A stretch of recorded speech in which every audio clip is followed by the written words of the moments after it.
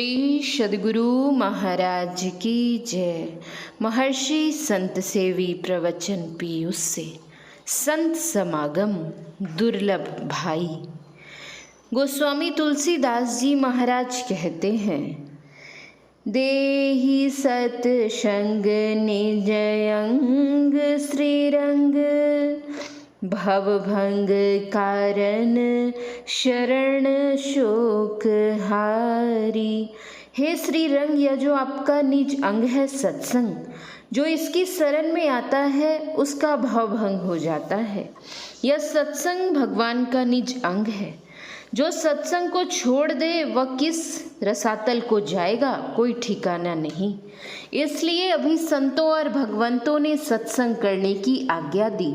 भगवान बुद्ध ने कहा, अभिवादन सीलिश निच्च बद्धा पचायिनो चतारो धम्मा बढ़रंती आयु वन्नो सुखम बलम। अर्थात जो बड़े को नमस्कार करते हैं, प्रणाम करते हैं, उनकी 4 चीजें बढ़ती हैं, आयु, वर्ण, सुख और बल। अब प्रश्न होता है कि बड़े कौन? हमारे गुरुदेव कहा करते थे कि वृद्ध 4 तरह के होते हैं। एक दूसरे होते हैं संबंध वृद्ध। संबंध में हमारे चाचा लगते हैं, लेकिन उम्र में हमसे वे छोटे हैं। उम्र में छोटे होने पर भी संबंध में बड़े हैं, इसलिए हम उनको प्रणाम करेंगे। तीसरे होते हैं पद वृद्ध। हमारी उम्र 50 साल की है, हमारे हाकिम बाबू की उम्र 30 साल की है, फिर भी वे हमको प्रणाम नहीं करेंगे, हम उनको प्रणाम करेंगे। चौथे होते हैं ज्ञान वृद्ध। ज्ञान में वे विशेष होते हैं, चाहे उम्र में वे कम ही हैं। संत ज्ञानेश्वर की उम्र 14 साल की थी। उन्हीं के समय में एक बहुत बड़े हठ योगी थे, उनका नाम था चांगदेव जी। उनकी उम्र थी 1400 साल की। वे यात्रा करते थे तो उनकी सवारी होती थी सिंह की। सिंह की सवारी पर जिस रास्ते से वे चलते थे, झुंड के झुंड लोग देखने के लिए आ जाते थे। चांगदेव जी को मालूम हुआ कि संत ज्ञानेश्वर नाम के एक बहुत बड़े पहुँचे हुए महात्मा हैं। उनसे भेंट करने की इच्छा हुई। इन्होंने एक पत्र लिखा संत ज्ञानेश्वर जी को। पत्र लिखने का ढंग उनका निराला था। हम लोग अपने से बड़े को प्रणाम लिखते हैं और छोटे रहते हैं तो आशीर्वाद लिखते हैं, लेकिन उन्होंने जो पत्र लिखा उसमें उन्होंने ना तो प्रणाम लिखा और ना ही आशीर्वाद ही, केवल कार्यक्रम लिखा कि हम फलाने समय आपसे भेंट करने के लिए आ रहे हैं। यह इसलिए कि उनके मन में हुआ कि हम तो 1400 साल के हैं और वे 14 साल के हैं, तो हम प्रणाम कैसे लिखें। और फिर यह भी उन्होंने सुन रखा था कि वे बहुत बड़े ज्ञानी हैं, आशीर्वाद भी कैसे लिखें। एक सज्जन पत्र लेकर आए और संत श्री ज्ञानेश्वर जी को दिया। एक मकान बन रहा था जिसकी दीवार अभी थोड़ी सी ऊपर उठी थी। उसी पर संत ज्ञानेश्वर जी बैठे हुए थे। उनकी बहन मुक्ताबाई भी बगल में बैठी हुई थी। पत्रवाहक द्वारा पत्र पाकर संत ज्ञानेश्वर जी महाराज ने स्वयं पढ़ा और उस पत्र को उन्होंने बढ़ा दिया मुक्ताबाई की तरफ। पत्र पढ़कर मुक्ताबाई कहती हैं, भैया जिस तरह का पत्र आया है इसका उत्तर भी उसी तरह का होना चाहिए। संत ज्ञानेश्वर जी ने कहा, ठीक है। जिस दीवार पर ये बैठे हुए थे उस दीवार से कहा, चलो महात्मा चांगदेव जी से मिलने के लिए। दीवार चल पड़ी। इधर से दीवार की सवारी पर ये जा हैं, उधर से वे सिंह पर आ रहे हैं। संत ज्ञानेश्वर जी बेजान दीवार पर सवार थे और महात्मा चांगदेव जानदार सिंह पर। एक तरफ से दीवार जा रही है, दूसरी तरफ से सिंह सवारी आ रही है। रास्ते में एक दूसरे से भेंट हुई। संत ज्ञानेश्वर जी को दीवाल की सवारी पर देखकर महात्मा चांगदेव अपनी सिंह की सवारी से नीचे उतर गए और उनके श्री चरणों में प्रणाम निवेदित कर उनको गुरु धारण करते हैं। 14 वर्ष की उम्र वाले को गुरु धारण करते हैं। 1400 वर्ष की उम्र वाले श्रोताओं की ओर से सद्गुरु महाराज की जय का नारा, ये ज्ञान वृद्ध होते हैं।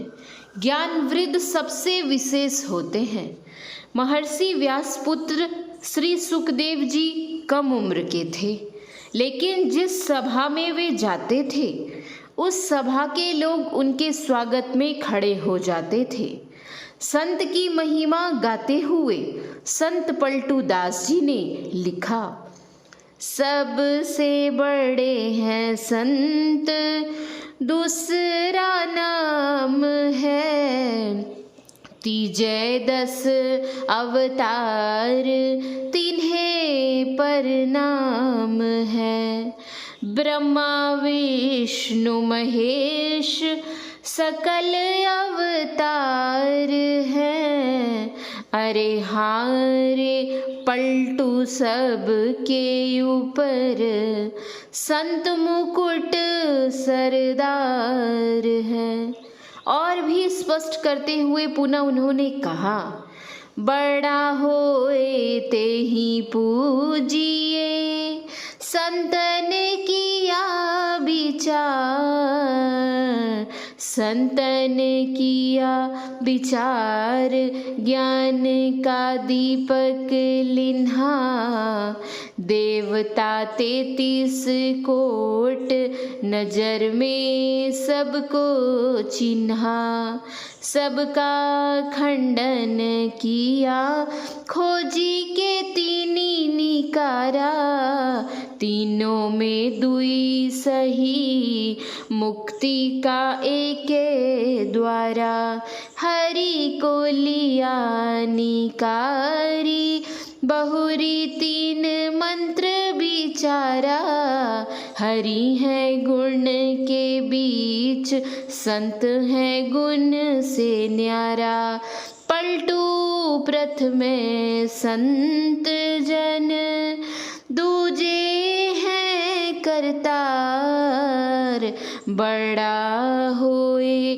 तेहि पूजिए, संतन किया विचार। इसीलिए भी सबरी जी को नवदा भक्ति का उपदेश करते हुए भगवान श्री राम ने कहा था, सातम सम मोहि माया जग देखा, मोते संत अधिक करी लेखा। गोस्वामी तुलसीदास जी महाराज उसी तरह उच्च कोटि के पहुँचे हुए संत थे। उनकी जयंती मनाने के लिए हम लोग यहाँ एकत्र हुए हैं। उनका जो ज्ञान है, उनके महान ज्ञान को हम धारण करें, जिससे जीवन कल्याणमय होगा। उन्होंने अमुक जगह जन्म लिया, अमुक उनके पिता थे, अमुक उनकी माता थी, लालन पालन इस तरह हुआ। यह तो एक साधारण जीवनी है। असली जीवनी तो उनकी यह है कि उन्होंने क्या किया। जिस समय यह देश परतंत्रता की बेड़ी में बेतरह जकड़ा था और आपस में फूट के कारण विदेशी यहाँ के धन जनादि को लूट रहे थे, यहाँ तक कि सही धार्मिक भावना भी लुप्त प्राय होती जा रही थी। आत्मज्ञान छोड़कर लोग बहुदेव उपासना में लगे थे। शैव, शाक्त, वैष्णव, सौर, गाणपत्य आदि ये सब अपने अपने इष्ट को बड़ा और दूसरे के इष्ट को छोटा बताकर आपस में लड़ झगड़ रहे थे।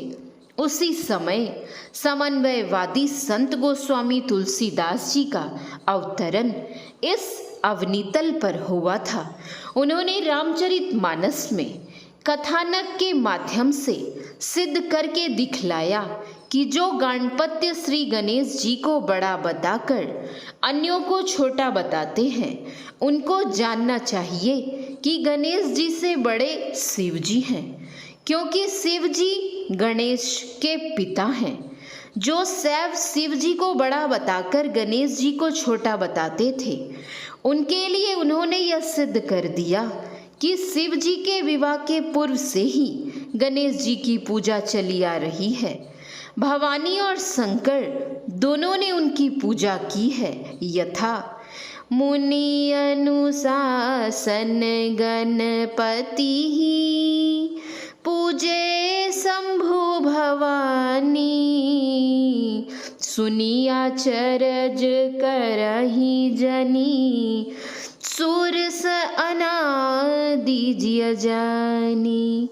जो वैष्णव विष्णु को बड़ा मानकर शिव जी को घृणा की दृष्टि से देखते थे, उनके लिए उन्होंने बताया कि देखो, भगवान श्री राम विष्णु के अवतार थे।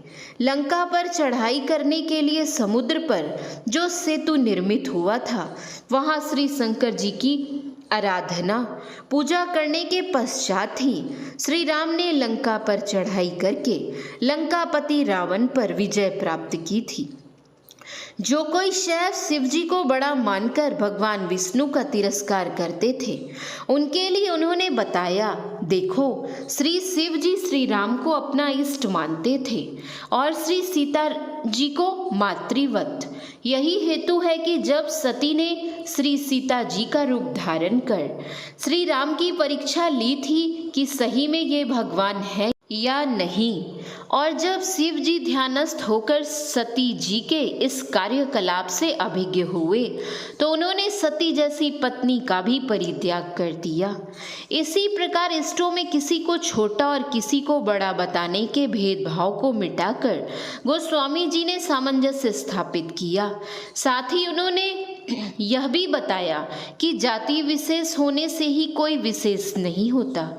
जिसमें भगवत भक्ति विराजती है वह विशेष होता है। जाति पाति धन बल जन बल ऐश्वर्य आदि को निस्सार बताते हुए उन्होंने ईश्वर भक्ति को सार बताया। यथा जाति पाति कुल धर्म बड़ाई, धन बल परिजन गुण चतुराई, भक्तिहीन नर सोहई, कैसा बिनु जल वारिद देखिया जैसा।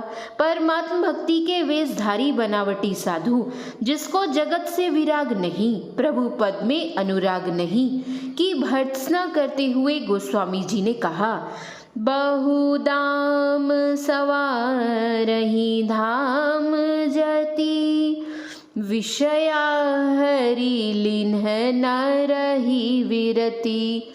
मर्यादा पुरुषोत्तम श्री राम जी को भगवान का अवतार बताकर गोस्वामी जी ने लोक व्यवहार में उन्हें एक आदर्श पुरुष के रूप में रखा। पिता के साथ पुत्र का संबंध कैसा होना चाहिए, जैसे राजा दशरथ जी के साथ श्री राम का, भाई भाई का संबंध कैसा होना चाहिए, जैसे भरत और श्री राम का, पति पत्नी का संबंध कैसा होना चाहिए, जैसे श्री सीता जी के साथ श्री राम का, प्रजा के साथ राजा का संबंध कैसा होना चाहिए, जैसे श्री राम का, प्रजा की सारी लौकिक सुख सुविधाओं के साथ पारलौकिक कल्याण की शिक्षा दीक्षा भगवान श्री राम ने उनको दी आदि। हम लोगों को भी उसी तरह ईश्वर की भक्ति करनी चाहिए जिस तरह भक्ति गोस्वामी तुलसीदास जी महाराज ने की। भगवान श्री राम के वे अनयन भक्त थे। भगवान श्री राम की भक्ति करके उन्होंने मुक्ति पाई। उसी तरह हम लोगों को भी चाहिए कि ईश्वर की भक्ति करके इस मानव जीवन को कल्याणमय बनावे। गोस्वामी जी संत कवि थे। उन्होंने जागतिक जन को लौकिक और पारलौकिक उभय प्रकार की शिक्षा दी। मैं आप लोगों की श्रद्धा भक्ति की प्रशंसा करता हूँ और आप लोगों की शुभ उन्नति के लिए शुभकामना करता हूँ। इस जयंती के माध्यम से आप लोग मुझे बुला लेते हैं। आप लोगों के दर्शन से मुझे प्रसन्नता होती है। धन्यवाद। श्री सद्गुरु महाराज की जय। महर्षि संत सेवी परमहंस जी महाराज का यह प्रवचन भागलपुर नगर के राम जानकी मंदिर में दिनांक 14/9/1994 ईस्वी को गोस्वामी तुलसीदास जी महाराज की जयंती के अवसर पर हुआ था। शांति संदेश नवंबर 1994 ईस्वी। महर्षि संत सेवी परमहंस जी महाराज के प्रवचन का कुछ अंश पढ़ा गया है। श्री सद्गुरु महाराज की जय। श्री सद्गुरु महाराज की जय। श्री सद्गुरु महाराज की जय।